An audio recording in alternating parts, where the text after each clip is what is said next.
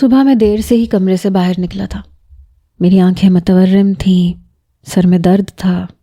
جب میں کمرے سے باہر آیا تو میری والدہ باہر لاؤنج کے صوفے پہ بیٹھی رو رہی تھیں۔ میرے والد ان کے ساتھ بیٹھے انہیں تسلی دے رہے تھے۔ وہ کہنے لگے اللہ کو یہی منظور تھا۔ میری والدہ کہنے لگی شہروز ایسا تو نہیں لگتا تھا، نہ زینب ایسی لگتی تھی۔ پچھلے 5 سال سے میرے بچے نے بس زینب کے ہی خواب آنکھوں میں سجائے تھے۔ میرے موسیٰ کا کیا قصور تھا؟ میری والدہ رو رہی تھیں۔ کاش مرد بھی عورتوں کی طرح سوگ منا سکتے، رو سکتے۔ میں اپنے آنسو اپنے اندر ہی کہیں گرا رہا تھا۔ میرا قصور کیا تھا یہ مجھے سمجھ نہیں آ رہا تھا۔ میں نے زینب سے محبت کی تھی اور بڑی پاکیزہ محبت کی تھی۔ کبھی بیہودہ جملوں کا تبادلہ نہیں کیا تھا، نہ کوئی تنہائی کی ملاقاتیں کی تھیں۔ وہ مجھ سے پردہ کرتی تھی، میرے سامنے نہیں آتی تھی، اور میں اس کی اس شرم و حیا کا احترام کرتا تھا۔ میرے دل میں اس کی محبت اور بھی بڑھ جاتی تھی جب وہ مجھ سے چھپتی تھی، میرے سامنے ایسا کرتی تھی، اور در حقیقت میرا دل خون کے آنسو رویا تھا۔ میں نے خود کو سنبھالا اور باہر آ گیا۔ میرے والدین مجھے دیکھ کے نظریں چرانے لگے۔ میں اپنی والدہ کے پاس آ کے بیٹھ گیا، ان کے ہاتھ کو اپنے دونوں ہاتھوں میں لیا۔ میں نے کہا امی آپ تو پلیز مت روئیں، لیکن وہ میرے کندھے پہ سر رکھ کے رونے لگی۔ کہنے لگی زینب نے اچھا نہیں کیا، اگر اسے شہروز میں دلچسپی تھی تو رشتے سے انکار کر دیتی۔ ہمارے خاندانوں میں کبھی ایسا نہیں ہوا کہ لڑکی کو کسی اور سے شادی کرنے پہ مجبور کیا گیا ہو۔ ہمیشہ لڑکی کی رضامندی کو اتنی ہی اہمیت دی گئی ہے جتنی لڑکے کی رضامندی کو دی جاتی ہے۔ میں نے کہا امی جو ہو گیا اسے بھول جائیں۔ وہ کہنے لگی کیسے بھول جاؤں؟ جب جب وہ مجھے نظر آئے گی میرے سینے پہ سانپ لوٹیں گے۔ 5 سال صرف تم نے ہی نہیں اس کے خواب سجائے تھے، میں نے بھی اسے اپنی بہو کی نظر سے دیکھا تھا۔ اب جب وہ شہروز کے ساتھ مجھے نظر آئے گی تو کیا مجھے تکلیف نہیں ہوگی؟ میں نے کہا کیا مطلب ہے آپ کا؟ تو میری والدہ کہنے لگی تم تو فوراً سے واپس چلے آئے تھے، تمہیں کیا پتا پیچھے سے کیا ہوا ہے؟ میرے والد کہنے لگے وہی ہوا ہے جو نہیں ہونا چاہیے تھا۔ ان دونوں نے گناہ کیا تھا تو اس گناہ کو ہم نے ایک پاکیزہ رشتے میں تو جوڑنا تھا نا، بس یہی حل تھا۔ میرا دل دھک سے رہ گیا۔ جو خیال میرے دل سے گزرا تھا مجھے لگا کسی نے میرے پورے وجود میں کرنٹ دوڑا دیا۔ میں نے کہا میں سمجھا نہیں، کیا ہوا ہے کل؟ میرے والد نظر چرا کے کہنے لگے زینب اور شہروز کا نکاح ہوا ہے۔ یہ ایک دوسری آفت تھی جو مجھ پہ ٹوٹی تھی۔ میں اس وقت ایک ٹوٹ پوٹ کے عمل سے گزر رہا تھا، ایک ایسی اندیکھی اذیت سے جسے میں شاید لفظوں میں بھی بیان نہیں کر سکتا تھا۔ یہ بات شاید میرے ضبط سے باہر کی تھی۔ میں اٹھ کے کھڑا ہو گیا۔ میری والدہ نے میرا ہاتھ پکڑ لیا، کہنے لگی موسیٰ اور کوئی راستہ نہیں بچا تھا۔ میں نے کہا ٹھیک ہے، جب کوئی راستہ نہیں بچا تھا تو ٹھیک ہے۔ میں نے کیا کہا ہے؟ جب وہ لوگ سب سے چھپ کر یہ سب کچھ کر سکتے ہیں تو انہیں اسی رشتے میں بن جانا چاہیے تھا۔ میرے والد کہنے لگے میں آج ہی حفیظ سے کہہ دوں گا کہ یا تو اس گھر کا آدھا حصہ مجھے دے دے اور مجھ سے رقم لے لے اور یہاں سے چلا جائے، یا پھر یہ گھر وہ رکھ لے اور آدھے حصے کی رقم مجھے دے دے، میں یہ گھر چھوڑ کے چلا جاؤں گا، مجھے نہیں رہنا یہاں۔ میرے والد بڑے ٹوٹے ہوئے لہجے میں کہہ رہے تھے۔ میں جانتا تھا وہ اپنے بھائی کے بغیر نہیں رہ سکتے، لیکن جو کام شہروز اور زینب نے کیا تھا اس نے میرے اس گھر کو بکھیر کے رکھ دیا تھا۔ میں نے کہا نہیں ابا آپ ایسا کچھ نہیں کریں گے، اس میں چچا حفیظ کا کوئی قصور نہیں ہے، انہوں نے تو بہت مارا تھا شہروز کو۔ میرے والد اٹھ کے میرے پاس آ گئے، کہنے لگے میں تمہیں دکھی نہیں دیکھ سکتا۔ میں نے کہا بے فکر رہیں، وقت بہت بڑا مرہم ہوتا ہے، میں بھی ٹھیک ہو جاؤں گا۔ زینب میرے لیے آخری لڑکی نہیں تھی۔ میری والدہ کہنے لگی میں تمہارے لیے بہت خوبصورت لڑکی ڈھونڈوں گی، تم بے فکر رہو۔ میں نے کہا ضرور ڈھونڈیے گا، لیکن ابھی نہیں، میں ابھی شادی نہیں کرنا چاہتا، مجھے تھوڑا سا وقت چاہیے امی، تاکہ جو بھی میری زندگی میں آئے اس کے ساتھ انصاف کر سکوں، لیکن اتنی جلدی یہ ممکن نہیں ہے۔ میرے والد کہنے لگے تم جتنا چاہے وقت لے سکتے ہو، مجھے اب خود کو سنبھالنا تھا۔ کچھ دیر بعد عیسیٰ بھی کمرے سے باہر آیا تو بہت پریشان تھا۔ کہنے لگا مجھے تو یقین ہی نہیں آتا، زینب اور شہروز۔ میں نے کہا میں اب اس موضوع پہ کوئی بات نہیں سننا چاہتا۔ یوں تو میرے چچا کی فیملی اوپر رہتی تھی، شہروز، چاچا، چاچی تینوں ہی اوپر کے پورشن میں رہتے تھے۔ البتہ نور بانو کا کمرہ نیچے ہی تھا۔ حالانکہ جب وہ چھوٹی تھی تو وہ اوپر ہی رہتی تھی اور اس کا اوپر کمرہ موجود بھی تھا، لیکن 10 سال کی عمر میں ضد کر کے اس نے نیچے رہنا شروع کر دیا تھا، ہمارے پورشن میں۔ کھانا بھی یہیں کھاتی تھی، زیادہ تر وقت وہ یہیں گزارتی تھی۔ کبھی کبھی چچی اسے کہتی تھی کہ مجھے تو لگتا ہے تم میری بیٹی نہیں انہی کی بیٹی ہو، اور وہ کہتی تھی کہ مجھے تو یہیں رہنا ہے۔ ابھی بھی اس کا کمرہ بند تھا۔ میری والدہ کہنے لگی موسیٰ تم ناشتہ میرے ساتھ کرو، شاید انہیں یہ فکر تھی کہ میں کھانا پینا ہی نہ چھوڑ دوں۔ میں نے کہا کیوں نہیں امی، میں ناشتہ ضرور کروں گا، آپ ناشتہ بنائیں۔ اس وقت میرے دل کی کیا حالت تھی یہ میں ہی جانتا تھا۔ اس لیے میں اٹلی جیسے ملک میں رہ کر بھی میں نے کبھی اپنی نظروں کی چوری نہیں کی تھی۔ اپنے جذبوں کو، اپنی نظروں کو زینب کے لیے سنبھال کے رکھا تھا کہ وہ ایک پاکیزہ سی لڑکی ہے، شرمیلی سی، اس کے نازک اور خوبصورت سے جذبے میرے لیے ہیں، تو پھر میں بھی اپنے جذبوں کو کیوں نہ اس کے لیے سنبھال کے رکھوں۔ لیکن اب ایسے لگ رہا تھا محبت سے میرا یقین اٹھ گیا۔ شاید شہروز مجھ سے یہی کہنا چاہتا تھا کہ زینب اسے اچھی لگتی ہے اور میں یہ شادی نہ کروں۔ اگر ایسا تھا بھی تو شادی کی صبح ہی کیوں بات کرنا چاہتا تھا؟ مجھ سے پہلے کہہ دیتا، میں خود دستبردار ہو جاتا۔ زبردستی کے رشتے میرے نزدیک ناپائیدار ہوتے ہیں، اسے بوجھ کی طرح، زندہ لاش کی طرح اٹھانے سے بہتر ہے جوڑا ہی نہ جائے۔ زینب کہہ دیتی کہ میرے پیچھے سے اس کا دل بدل گیا تھا تو میں پیچھے ہٹ جاتا، مجھے تکلیف ضرور ہوتی لیکن یہ بدنامی نہ ہوتی، اس کے ساتھ بھی اس کا بھی کردار قائم رہتا۔ میں جب ناشتے کے لیے ٹیبل پہ بیٹھا تو نور بانو کے کمرے کا دروازہ کھلا۔ وہ کافی چپ سی تھی، خاموشی سے آ کے ٹیبل پر بیٹھ گئی۔ وہ چور آنکھوں سے مجھے دیکھ رہی تھی۔ میری والدہ کے ماتھے پہ بل پڑے تھے۔ جیسے ہی نور بانو نے ناشتہ کیا اور برتن اٹھانے لگی تو میری والدہ کہنے لگی نور رہنے دو، ملازمہ اٹھا لے گی برتن، تم اوپر جاؤ اور آج کے بعد اوپر ہی رہنا۔ میری والدہ کا لہجہ ذرا سخت تھا۔ وہ کہنے لگی کیوں تائی جی؟ میری والدہ کہنے لگی جب تک عیسیٰ سے تمہاری شادی نہیں ہو جاتی تم ہمارے پورشن میں نہیں رہو گی، یہ مناسب نہیں ہے۔ میری والدہ کی بات ایک حد تک درست تھی۔ وہ کہنے لگی تائی اماں میں پہلے بھی یہی رہتی تھی۔ میری والدہ کہنے لگی پہلے کی بات اور تھی۔ میں نے کہا اسے یہاں رہنے کا اتنا ہی شوق ہے تو اس کا نکاح پڑھوا دیں عیسیٰ سے۔ میری بات سن کے وہ کہنے لگی ابو موسیٰ زینب کا غصہ مجھ پہ مت نکالیں تو اچھا ہوگا۔ میں پہلے سے ہی تپا بیٹھا تھا، اس کی بات نے تو گویا آگ کو بھڑکا کے رکھ دیا۔ میں نے غصے سے اسے دیکھا، پھر میں نے کہا شٹ اپ نور بانو۔ میرا لہجہ اس قدر بلند تھا کہ وہ چپ ہوئی تھی۔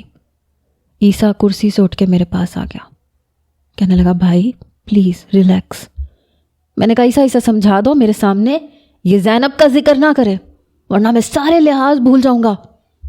عیسیٰ نور سے کہنے لگا نور تم اپنے کمرے میں جاؤ۔ وہ مجھے گھورتے ہوئے اپنے کمرے میں جانے لگی۔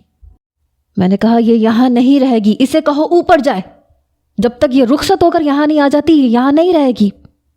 میرے غصے کا یہ عالم تھا کہ میری آواز شاید اوپر کے پورشن تک جا رہی تھی۔ نور فوراً سے اوپر کا زینہ چڑھ گئی۔ میں واپس اپنے کمرے میں آ گیا۔ 2 دن میں کہیں نہیں گیا تھا۔ عیسیٰ کئی بار میرے کمرے میں آیا، مجھ سے بات کرنے کی کوشش بھی کرتا رہا، لیکن میں نے اس کی بھی کوئی بات نہیں سنی۔ میں نے دوبارہ اٹلی میں جاب کے لیے اپلائی کر دیا۔ میں یہاں سے، اس ماحول سے واپس جانا چاہتا تھا، لیکن مجھے اٹلی کی کمپنی سے کوئی جواب نہیں آ رہا تھا۔ میں صبح جلدی آفس چلا جاتا، رات کو دیر سے واپس آتا تھا۔ ایک بار میں بنا کسی مقصد کے 12 بجے تک سڑکوں پہ گاڑی چلاتا رہا۔ جب گھر واپس آیا تو عین اسی وقت شہروز مین گیٹ سے موٹر سائیکل باہر نکال رہا تھا۔ میں اپنی گاڑی سے نیچے اترا۔ وہ موٹر سائیکل پر بیٹھ چکا تھا اور پھر وہ دشمن جاں کالی چادر لپیٹے باہر نکلی، لیکن مجھے دیکھ کر وہیں ٹھٹک کے رہ گئی۔ شہروز کی میری جانب پشت تھی۔ اس نے ایک نظر زینب کو دیکھا، پھر اس کی نظروں کا تعاقب کرتے ہوئے پیچھے پلٹ کے دیکھا تو نظریں چرا گیا۔ پھر کہنے لگا زینب بیٹھو۔ وہ بھی آنسو صاف کرتے ہوئے شہروز کے پیچھے بیٹھ گئی۔ دونوں ہی جا چکے تھے۔ زینب کے آنسو دیکھ کے مجھے غصہ آیا تھا۔ جب سب کچھ کھل گیا تھا تو کیا ڈرامہ کر رہی تھی اور کیوں کر رہی تھی؟ کیا ثابت کرنا چاہتی تھی کہ اسے افسوس ہے؟ میں گھر کے اندر داخل ہوا تو سامنے نور کھڑی تھی۔ مجھے دیکھ کے ماتھے پہ بل ڈال لیے۔ میں نے گھر کے اندر داخل ہو کر دروازہ بند کیا اور بنا نور کو دیکھے لاؤنج کی جانب بڑھ گیا، لیکن وہ میرے سامنے آ کے کھڑی ہو گئی۔ کہنے لگی پوچھیں گے نہیں یہ دونوں کہاں گئے ہیں؟ نور مجھ سے کہنے لگی۔ میں نے کہا میری طرف سے بھاڑ میں گئے ہوں، میرا اب ان دونوں سے کوئی تعلق نہیں ہے۔ کہنے لگی پھر بھی آپ کی اطلاع کے لیے بتا دیتی ہوں، زینب کو الٹیاں ہو رہی ہیں، کچھ بھی ہضم نہیں ہو رہا تھا تو توبہ توبہ، شریف نظر آنے والی لڑکیاں ایسی نکلیں گی تو کیا ہوگا ہمارے معاشرے کا۔ ویسے اچھا نہیں کیا شہروز بھائی اور زینب نے، جب ایک دوسرے سے محبت کرتے تھے تو کہہ دیتے، کم از کم اتنی بدنامی تو نہ ہوتی نا۔ وہ تو شکر ہے عیسیٰ کو ان کے خلاف ثبوت مل گیا، ورنہ سوچیں ابو موسیٰ اگر آپ کی شادی زینب سے ہو جاتی اور بعد میں سب پتہ چلتا تو پھر مجھے تو سوچ کے ہی کچھ ہو رہا ہے۔ آپ کیسے ایسی لڑکی کو اپنا سکتے تھے؟ چھی چھی، توبہ توبہ۔ یہ کہہ کے وہ جا چکی تھی۔ مجھے ایسے لگا جیسے میرے دل پہ کسی نے کوڑے برسائے ہوں۔ میں اپنے کمرے میں آ گیا۔ الٹیاں، تو بات اس حد تک آگے جا چکی تھی اور اس حالت میں وہ مجھ سے نکاح کرنے کو تیار تھی۔ اس کے ضمیر نے ایک بار بھی اسے ملامت نہیں کی کہ وہ کیا کرنے جا رہی ہے۔ مجھے زینب پہ افسوس ہوا تھا، پتہ نہیں کیوں، لیکن مجھے نیند نہیں آ رہی تھی۔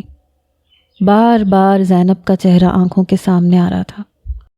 میرے دماغ کی تنابیں کھچنے لگی تھیں۔ اگلے ہی روز مجھے یہ خبر ملی کہ خالہ کی کنڈیشن بہت زیادہ خراب ہے۔ بدنامی کی وجہ سے ان کا بی پی آئے روز شوٹ کر جاتا ہے۔ انہوں نے زینب کا نکاح کرنے کے بعد یہ کہا تھا کہ دوبارہ وہ اپنی شکل نہ دکھائے۔ خالہ زینب کے ساتھ جینا مرنا ختم کر چکی تھیں اور اب وہ ہاسپٹل کے ICU تک پہنچ گئی تھیں۔ ہم سب خالہ کو دیکھنے ہاسپٹل گئے تھے، لیکن زینب کو اجازت نہیں تھی کہ وہ اپنی ماں کی شکل بھی دیکھ سکتی۔ خالہ کا بی پی کم ہو ہی نہیں رہا تھا۔ میرے خالو چند دن میں بوڑھے لگنے لگے تھے۔ وہ رو رہے تھے۔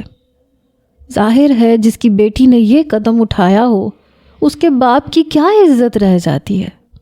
میں ICU کے باہر کھڑا تھا، میرے والدین بھی وہیں موجود تھے، امی روئے جا رہی تھیں۔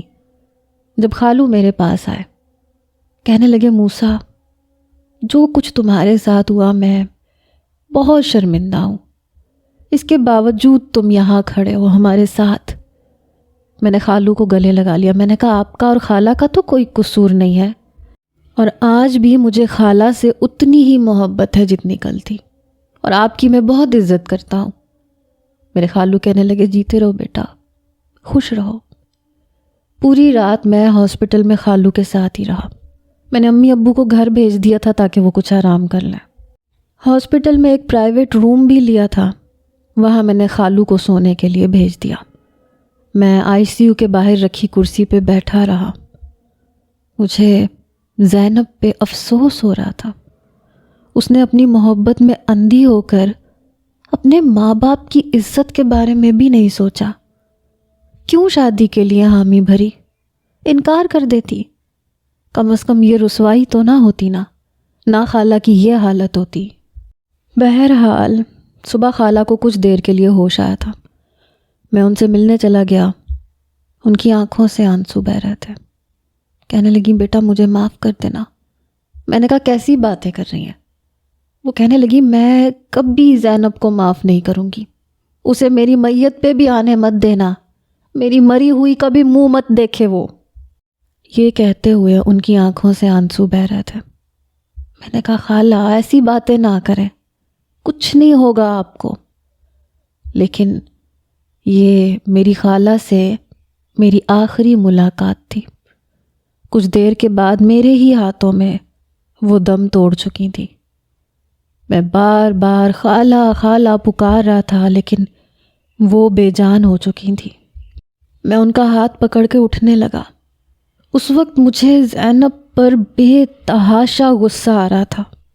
کیا کیا تھا اس نے اور کیوں کیا تھا؟ بہرحال میں باہر آ گیا۔ خالو ابھی بھی سو رہے تھے۔ میں نے انہیں جگایا، میں رونے لگا۔ وہ بے حد بدحواس سے ہوئے، کہنے لگے کیا ہوا، کیا کہیں رقیہ؟ یہ کہہ کے وہ چپ سے ہو گئے۔ میں نے کہا خالہ ہمیں چھوڑ کے جا چکی۔ خالو بھی رونے لگے۔ میں نے اپنے والد کو فون کیا، انہیں بھی یہ بتایا۔ ایک کوہرام سا مٹ چکا تھا۔ خالہ کی میت کو ہم اپنے ہی گھر لے کے آئے تھے، اور سب سے بری حالت میں اس وقت زینب تھی۔ وہ بہت رو رہی تھی۔ بھاگتی ہوئی نیچے آئی۔ جب ایمبولینس میں سے خالہ کی میت کو نکال کے ہم لوگ گھر کے صحن میں لائے، اس سے پہلے کہ وہ تڑپ کے اپنی ماں کا چہرہ دیکھتی، خالو نے اس کی کلائی پکڑ لی، اسے پیچھے جھٹکا دیا۔ کہنے لگے خبردار، خبردار جو تم نے ہاتھ بھی لگایا اپنی ماں کو، تم ہو یہاں تک اپنی ماں کو پہنچانے والی، تم نے ہمیں کہیں منہ دکھانے کے قابل نہیں چھوڑا۔ وہ کہنے لگی ابا میں نے ایسا کچھ نہیں کیا، خدا کے لیے میری بات پہ بھروسہ کرو، آپ نے اس وقت بھی میری کوئی بات نہیں سنی، میں روتی رہی، میں کہتی رہی میں نے کچھ نہیں کیا، لیکن آپ نے میری بات کا اعتبار نہیں کیا۔ خدا کے لیے مجھے اپنی ماں کا چہرہ دیکھنے دو، آخری بار مجھے اپنی ماں کو دیکھ لینے دیں۔ لیکن میرے خالو اسے پیچھے دھکیل چکے تھے۔ زینب فرش پہ گر جاتی اگر آگے بڑھ کے شہروز اسے نہ سنبھالتا۔ اسی نے اسے گرنے سے بچایا تھا۔ میں نے بڑے تعصب سے ان دونوں کو دیکھا تھا۔ میری والدہ بھی روئے جا رہی تھی۔ وہ کہہ رہی تھی رقیہ تم تو مجھ سے چھوٹی تھی، تم کیوں مجھ سے پہلے چلی گئی؟ میری والدہ کی حالت بہت خراب ہو رہی تھی۔ اس وقت میں ہی انہیں سنبھال رہا تھا۔ سبھی رو رہے تھے۔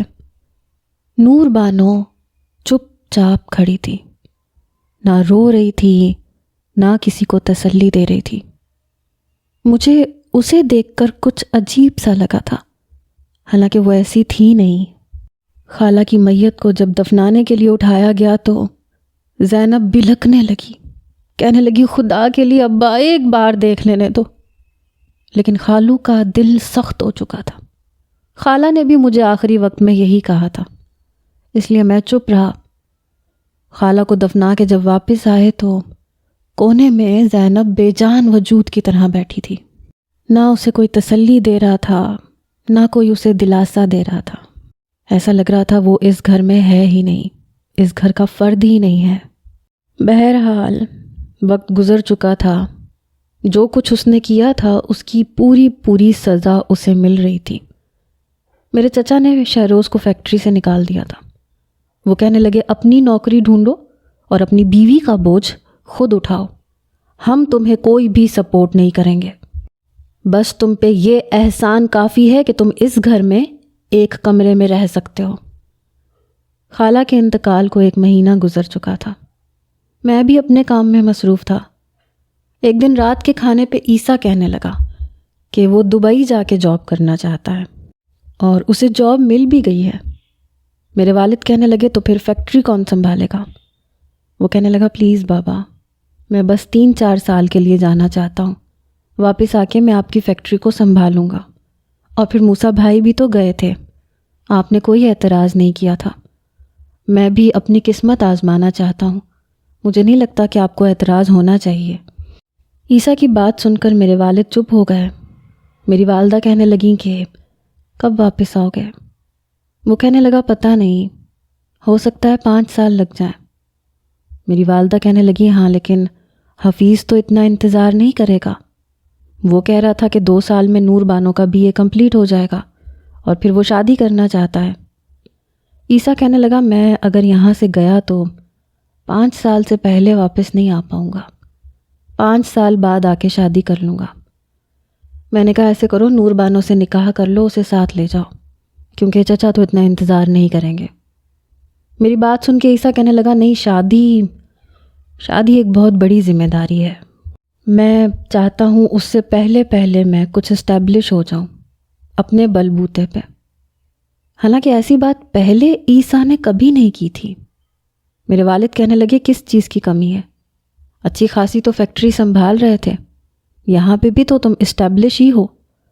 لیکن پتہ نہیں عیسیٰ کیوں ضد پہ اڑا ہوا تھا۔ وہ کہنے لگا بابا پلیز مجھے جانے دیں، میں شادی آ کے کر لوں گا۔ حالانکہ کل تک وہ شادی کے لیے بڑا بےتاب نظر آ رہا تھا، لیکن آج پتہ نہیں کیا ہوا تھا۔ بہرحال میرے والد نے اسے روکا نہیں۔ جانے سے پہلے جب میں نے اس سے یہ پوچھا کہ تم کیوں جا رہے ہو، اور وہ بھی نور بانو کو چھوڑ کر؟ تم تو کہتے تھے جب تک اسے نہ دیکھ لوں مجھے چین نہیں آتا۔ کہنے لگا اسی کی خاطر جا رہا ہوں، اپنا آپ منوانا چاہتا ہوں تاکہ کل کو اسے یہ نہ لگے کہ میں اپنے باپ کے ٹکڑوں پہ پل رہا ہوں۔ بھائی بس 5 سال کی تو بات ہے۔ میں نے کہا بیسٹ آف لک۔ عیسیٰ بھی جا چکا تھا۔ شہروز آج کل نوکری ڈھونڈ رہا تھا لیکن اسے نوکری مل نہیں رہی تھی۔ روزانہ اوپر سے شور شرابے کی آوازیں آتی تھیں۔ میری چچی ہر وقت زینب پر برستی رہتی تھی کہ تمہیں عقل نہیں ہے، تمیز نہیں ہے، ڈھنگ سے کوئی کام نہیں کرتی، دیکھنے میں تو تم بڑی نیک پروین بنی بیٹھی رہتی تھیں، کسی کے سامنے نہیں آتی تھیں، شرم نہیں آئی میرے بیٹے کو اپنی محبت کے جال میں پھنساتے ہوئے، شکل سے تو بہت معصوم لگتی تھیں۔ میں اس وقت نیچے بیٹھا ناشتہ کر رہا تھا، میری والدہ کے ماتھے پہ بل تھے۔ وہ کہنے لگی اس لڑکی کی وجہ سے میری بہن مر گئی۔ یہ کہتے ہوئے میری والدہ اپنی آنکھوں میں آئے آنسو صاف کرنے لگی۔ میں نے کہا ایسی لڑکیوں کی کبھی کوئی عزت نہیں ہوتی، سسرال میں بھی وہ زندگی بھر تانے ہی سنتی رہتی ہیں۔ میری والدہ کہنے لگی موسیٰ تم کب تک یوں بیٹھے رہو گے، شادی کیوں نہیں کر لیتے؟ میں نے کہا امی آپ میرے لیے لڑکیاں دیکھنی شروع کر دیں، پھر آپ کو جو اچھی لگے گی رشتہ پکا کر دیجیے گا۔ میرا جواب سن کے میری والدہ ذرا سا مسکرائی، کہنے لگی میں آج سے ہی لڑکیاں دیکھنا شروع کر دوں گی۔ 1 مہینے بعد میری والدہ نے چند تصاویر میرے سامنے رکھی، کہنے لگی ان میں سے جو تمہیں پسند ہے مجھے بتا دو۔ میں نے وہ تصویریں دیکھی بھی نہیں۔ میں نے کہا امی میں آپ سے کہہ چکا ہوں، آپ کو میرے لیے جو بھی لڑکی پسند ہے آپ اس سے میری شادی کر سکتی ہیں۔ اس وقت نور بانو سیڑھیاں اتر رہی تھی اور شاید وہ یہ بات سن چکی تھی، تبھی وہ ماتھے پہ بل ڈالے سیدھا ہمارے پورشن سے اترتے ہوئے باہر چلی گئی۔ اس نے یونیفارم پہن رکھا تھا، شاید کالج جا رہی تھی۔ میری والدہ کہنے لگی مجھے اس میں سے یہ فاطمہ نام کی لڑکی بہت اچھی لگی ہے، کافی سلجھی ہوئی ہے۔ میں نے کہا ٹھیک ہے پھر اسی کو فائنل کرتے ہیں۔ رات کو جب میں اپنی فیکٹری سے واپس آیا تو دروازہ نور بانو نے ہی کھولا تھا، لیکن گیٹ کے بالکل عین سامنے وہ کھڑی ہو گئی۔ میں نے کہا ہٹو پیچھے یہاں سے۔ کہنے لگی آپ شادی کر رہے ہیں؟ میں نے کہا ہاں، کیوں؟ کہنے لگی آپ کو شہر کی سب لڑکیاں نظر آتی ہیں، میں نظر نہیں آتی۔ اس کی بات سن کے میرا غصے سے برا حال ہوا تھا۔ میں نے کہا تمہیں شرم نہیں آتی؟ میرے بھائی کی منگیتر ہو تم۔ تو کہنے لگی سو واٹ، منگنی کون سا پائیدار رشتہ ہوتا ہے، منگنی تو ہوتی ٹوٹنے کے لیے۔ میں آپ سے پہلے بھی کہہ چکی تھی میں عیسیٰ سے محبت نہیں کرتی۔ میں نے کہا تو پھر منگنی کیوں کی تھی، کیوں اس کے نام پہ انگوٹھی پہنی، پھر پہلے انکار کر دیتی۔ کہنے لگی آپ نے کہا تھا کہ کوئی تماشا مت لگانا، خاندان کی عزت رکھ لینا۔ میں نے صرف آپ کی اس بات کا مان رکھا تھا۔ میں نے کہا تو اسی بات کا مان رکھتی رہو، تمہاری خاطر وہ پردیس گیا ہے، اس کی محبت کی قدر کرو، بہت چاہتا ہے وہ تمہیں۔ کہنے لگی میں بھی بہت چاہتی ہوں آپ کو، آپ بھی میری محبت کی قدر کر سکتے ہیں۔ میں نے کہا نور بانو پیچھے ہٹو، مجھے اندر آنا ہے۔ وہ کہنے لگی موسیٰ میں آپ سے بہت محبت کرتی ہوں، پلیز مجھ سے شادی کر لیں۔ میں نے اس کا بازو پکڑ کے اسے پیچھے دھکا دیا۔ میں نے کہا ہٹو پیچھے، آئندہ میرا راستہ مت روکنا۔ میں بڑے غصے سے اپنے کمرے میں گیا تھا۔ وہ میرے پیچھے ہی میرے کمرے میں آ گئی۔ میری والدہ اس وقت سو چکی تھیں، میں کچھ دیر سے آیا تھا۔ اپنے کمرے میں اسے دیکھ کے میں نے کہا تم جا رہی ہو یا میں شور مچا دوں؟ کہنے لگی مچا دیں شور، آپ کو جو کرنا ہے کریں، لیکن میں شادی آپ سے ہی کروں گی۔ میں اپنی محبت سے دستبردار نہیں ہو سکتی۔ کیا کچھ نہیں کیا میں نے آپ کو پانے کے لیے؟ کتنی مشکل سے میں نے زینب کو راستے سے ہٹایا تھا، اس لیے نہیں کہ آپ کسی اور کو میری جگہ دے دیں۔ میں اپنی جگہ کسی اور کو لینے نہیں دوں گی۔ جب میں نے زینب کو برداشت نہیں کیا تو آپ نے کیسے سوچ لیا کہ میں کسی اور لڑکی کو برداشت کروں گی؟ ابو موسیٰ آپ میرے ہیں اور میں اپنی چیز کسی کو نہیں دیتی۔ اس کی اس بات نے میرے ہوش اڑا کے رکھ دیے تھے۔ میں اس کے قریب آ گیا۔ شدت جذبات میں وہ بہت کچھ کہہ گئی تھی۔ میں نے کہا کیا کہا تم نے؟ نور بانو کیا کہا تم نے؟ میرے غصیلے لہجے کو سن کے شاید اسے اپنے بولے ہوئے لفظوں کی غلطی کا احساس ہوا۔ کہنے لگی کچھ نہیں، چھوڑے مجھے جانا ہے۔ میں نے اسے دونوں بازوؤں سے پکڑ کے جھنجھوڑ کے رکھ دیا۔ میں نے کہا کیا کیا تم نے زینب کے ساتھ؟ وہ سب کچھ تم نے؟ میرا دماغ چکرا کے رہ گیا تھا۔ میں سوچ بھی نہیں سکتا تھا کہ وہ 18 سال کی لڑکی اتنا بڑا کھیل کھیل جائے گی۔ میری آواز بلند ہوئی۔ میں نے کہا کیا کیا ہے تم نے؟ کیا کیا ہے زینب کے ساتھ؟ کیا وہ سب کچھ جھوٹ تھا؟ میں چلا اٹھا۔ شور کی آواز سن کے میری والدہ میرے والد کمرے میں آ گئے۔ میرے کمرے کا دروازہ ابھی بھی کھلا ہوا تھا۔ مجھے اتنے غصے میں دیکھ کے اور نور بانو کو میرے کمرے میں دیکھ کے میرے والدین پریشان ہو گئے۔ وہ کہنے لگے ابو موسیٰ کیا ہوا ہے؟ چھوڑو اسے۔ میں نے کہا امی آپ کو پتہ ہے اس نے کیا کیا ہے؟ اس نے مجھ سے میرے جینے کا حق چھین لیا۔ میرا بس نہیں چل رہا تھا، میں اس لڑکی کا گلا دبا دیتا، میں اسے جان سے مار ڈالتا۔ میری والدہ کہنے لگی کیا کہہ رہے ہو تم؟ نور بانو رونے لگی۔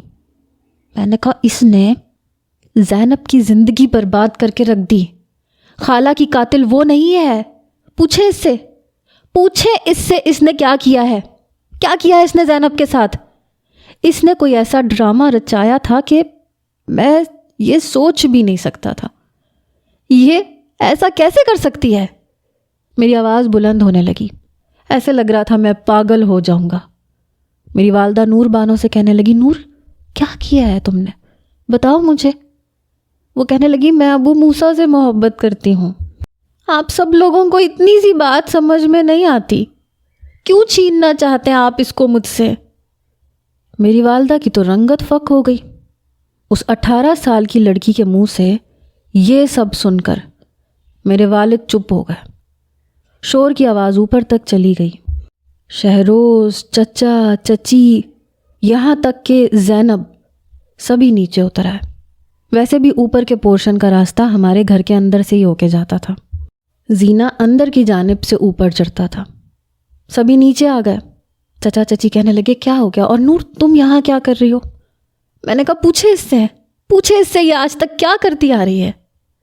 چچی کہنے لگی کیا کر دیا اس نے؟ میں نے کہا چچی اس نے زندگی برباد کر دی، اس نے میری زندگی برباد کر دی، اس نے زینب کی زندگی برباد کر دی۔ پھر میں شہروز کے پاس آ گیا۔ میں نے کہا شرم نہیں آئی تمہیں اتنا بڑا ڈرامہ رچاتے ہوئے؟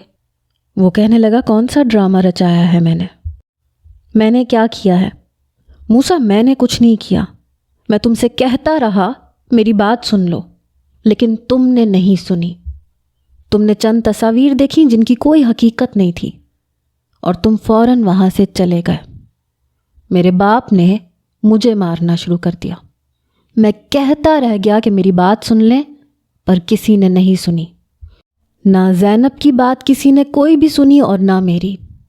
وہ روتی رہی، ہاتھ جوڑ کے ایک ایک کی منت سماجت کرتی رہی کہ وہ پاک دامن ہے، اس کا مجھ سے کبھی کوئی افیئر تھا ہی نہیں۔ میں نے تو آج تک کبھی اس سے ٹھیک سے بات تک نہیں کی تھی۔ موسیٰ وہ تمہاری منگیتر تھی اور میں جانتا تھا کہ تم اس سے محبت کرتے ہو، وہ تمہاری امانت ہے۔ کیا تم نے مجھے اتنا کم ظرف سمجھا تھا کہ میں تمہاری منگیتر پہ نظر رکھوں گا؟ کیا میری رگوں میں گھٹیا خون تھا یا میری پرورش پہ آپ لوگوں کو بھروسہ نہیں تھا، جو ایک بار بھی مجھے صفائی کا موقع نہیں دیا، نہ مجھے نہ زینب کو؟ بس یوں آنن فانن ہم پہ الزام لگایا اور ہمارا نکاح کر دیا۔ ہم دونوں کی کسی نے نہیں سنی۔ اس دن میں زینب کے گھر خود نہیں گیا تھا۔ پوچھو تائی اماں سے، انہوں نے مجھے کہا تھا کہ جا کے زینب کو کھانا دے کے آؤ، وہ گھر میں اکیلی ہے۔ میں نے نور سے کہا کہ وہ میرے ساتھ چلے، لیکن وہ کہنے لگی مجھے نہیں جانا۔ تائی اماں نے آپ سے کہا ہے جا کے کھانا دے کے آئے تو آپ جائیں۔ میں صرف اسے کھانا دینے گیا تھا، لیکن مین دروازہ کھلا ہوا تھا۔ میں پریشان ہو گیا، اندر گیا، صحن میں کوئی نہیں تھا۔ مجھے کچھ تشویش سی ہوئی۔ جب میں زینب کے کمرے میں گیا تو وہاں 2 نوجوان پہلے سے موجود تھے اور زینب بے ہوش بیڈ پہ پڑی ہوئی تھی۔ یہ دیکھ کے میری جان نکلی تھی۔ مجھے لگا تھا شاید کوئی چور اچکے ہیں، کہیں وہ زینب کو کوئی نقصان نہ پہنچا دے۔ وہ مجھے دیکھ چکے تھے، میرا ان سے جھگڑا ہو گیا، لیکن میں نہیں جانتا تھا وہ میرے سر پہ پسٹل کا بٹ اتنی زور سے ماریں گے کہ میں ہوش سے غافل ہو جاؤں گا۔ مجھے 2 گھنٹے بعد ہوش آیا تھا، لیکن جب ہوش آیا تو میرے ہوش اڑ گئے، کیونکہ میں بنا شرٹ کے زینب کے پیٹ کے اوپر لیٹا ہوا تھا، اس کے بے حد قریب۔ وہ بھی بے ہوش تھی۔ یہ دیکھ کے میری جان نکلی تھی۔ اس سے پہلے کہ میں اٹھ کے کھڑا ہوتا تب تک زینب بھی اٹھ چکی تھی۔ مجھے دیکھ کے وہ بے حد گھبرا گئی۔ میں نے اسے فوراً کہا کہ میں نے ایسا کچھ نہیں کیا۔ میں نے اسے ساری بات بتائی، اور پھر ہمارے بیچ یہ طے ہوا تھا کہ ہم یہ بات خاموشی سے ختم کر دیں گے، کیونکہ کچھ ہوا ہی نہیں تھا۔ لیکن پھر بھی مجھے لگا کہ مجھے تمہیں بتانا چاہیے، کیونکہ جن نوجوانوں نے اتنا کچھ کیا تھا یقیناً وہ کچھ غلط مقاصد لے کے آئے تھے۔ میں اسی لیے تمہیں بتانا چاہتا تھا، لیکن تم نے میری بات نہیں سنی، اور پھر عین نکاح کے وقت یہ تماشا ہو گیا۔ یہ سن کے میرا دماغ یوں تھا کہ آندھیوں کی زد میں آ چکا ہو۔ نور بانو نظریں چرا رہی تھی۔ میں نے کہا یہ کیسے کیا تم نے؟ کیسے کیا ہے بتاؤ سب کے سامنے۔ میں ابھی تک تمہاری ہر بات کو تمہارا بچپنا سمجھ کے معاف کرتا رہا، ٹالتا رہا کہ شاید وقت کے ساتھ ساتھ تمہیں عقل آ جائے گی، لیکن میں سوچ بھی نہیں سکتا تھا کہ تم اتنی سی ہو کے اتنا بڑا ڈرامہ رچا سکتی ہو۔ وہ کہنے لگی میں آپ سے محبت کرتی ہوں اور مجھے سب کے سامنے یہ کہنے میں کوئی شرمندگی نہیں ہے۔ میں نے جب سے ہوش سنبھالا ہے تب سے میں نے آپ سے محبت کی ہے۔ زینب ہوتی کون تھی میرے حق پہ ڈاکہ ڈالنے والی؟ ہاں میں نے ہی یہ سب کچھ کیا ہے۔ ان لڑکوں کو میں نے ہی زینب کے گھر بھیجا تھا۔ تائی اماں سے بھی میں نے کہا تھا کہ زینب آپی کو بھوک لگ رہی ہوگی، شہروز کے ہاتھ کھانا بھجوا دیں۔ میں نے یہ سب کچھ کیا تھا۔ ان لڑکوں کو پیسوں کا لالچ دے کر میں نے یہ سب کچھ کروایا تھا، کیونکہ میں ابو موسیٰ کے ساتھ کسی بھی لڑکی کو برداشت نہیں کر سکتی، اور اگر آپ لوگوں نے میری شادی ابو موسیٰ سے نہیں کی تو میں اپنی جان دے دوں گی۔ یہ کہہ کے وہ اوپر کا زینہ چڑھ گئی، اور سب کے سب اس ضدی لڑکی کی بات سن کے حیران تھے، یہاں تک کہ شہروز بھی۔ وہ کہنے لگا یہ سب نور نے کیا ہے، میں اسے چھوڑوں گا نہیں۔ اس سے پہلے کہ وہ اوپر جاتا چچا نے اس کا ہاتھ پکڑ لیا، کہنے لگے بہن پہ ہاتھ مت اٹھانا، میں خود اسے سمجھا لوں گا۔ وہ کہنے لگا کیا سمجھائیں گے آپ اسے؟ آپ سب لوگوں نے اسے سر پہ چڑھا رکھا تھا، آپ نے دیکھا ہے اس نے کیا کیا ہے؟ اس نے ہم دونوں کی زندگی برباد کر دی، اس نے موسیٰ کی زندگی برباد کر دی۔ ابا میں آپ کو بچپن سے کہتا رہا کہ وہ ایک لڑکی ہے، اس کی ہر فرمائش کو پتھر پر لکیر مت بنائے، اس کے منہ سے نکلی ہر بات کو پورا مت کریں، لیکن میری کوئی سنتا ہی نہیں تھا۔ سب کہتے تھے اکلوتی ہے، ہمیں اس کے لاڈ اٹھانے دو۔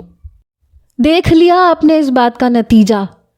اسے احساس تک نہیں ہے کہ اس نے کیا کیا ہے، اسے شرمندگی تک نہیں ہے اپنے کسی بھی عمل کی۔ اس نے 3 زندگیوں کو ایک عجیب دوراہے پہ لا کے کھڑا کر دیا ہے۔ ابھی شہروز اس بارے میں بات کر ہی رہا تھا جب اوپر سے ملازمہ بھاگتی ہوئی نیچے آئی۔ وہ کہنے لگی، بی بی جی، نور بانو نے اپنی نس کاٹ لی، وہ کچن میں گری پڑی ہے، خون بہلا ہوا ہے۔ یہ سن کے ہم سب کی جان نکلی تھی، کیونکہ